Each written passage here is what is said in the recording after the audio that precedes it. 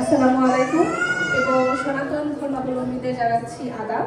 আমি রাবেয়া খান রুমি আজ সারাদিন আপনাদের সাথে থাকছি সহ উপস্থাপিকা হিসেবে। প্রথমেই সবাইকে জানাচ্ছি ঈদের শুভেচ্ছা। ঈদ মোবারক। ঈদ মোবারক। বাংলা নববর্ষ 1432-এর শুভেচ্ছা এবং নবীনদের সুস্বাগত। আমাদের সাংস্কৃতিক আয়োজনে এই পর্বে থাকছে পবিত্র গীতা পাঠ। এজন্য মঞ্চে আমন্ত্রণ জানাচ্ছি আমাদের সবার প্রিয় সদা হাস্যোজ্জ্বল মুখ রবি চৌধুরীকে। ধন্যবাদ আপু। আমি সকলকে আবার জানাই পবিত্র ঈদ উল ফিতর ও বাংলা নববর্ষের শুভেচ্ছা।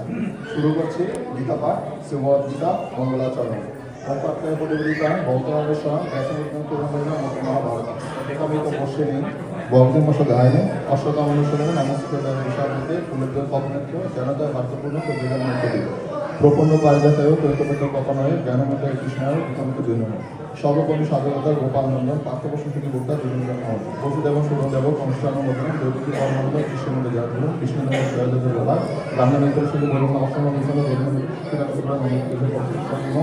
যথাযথ নামসন করেন এবং সেগুলো ভবিষ্যতে তুলে ধরেন।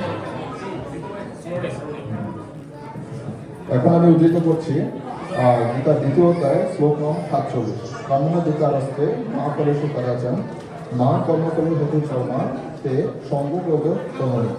কেবল কর্মে তোমার অধিকার আছে, ফলে নেই। এইরূপ চিন্তা করো যে ফলই নেই, ফলে যেন কখনো তোমার আসক্তি না হয়, আবারও কর্মে অশ্রদ্ধ যেন না হয়।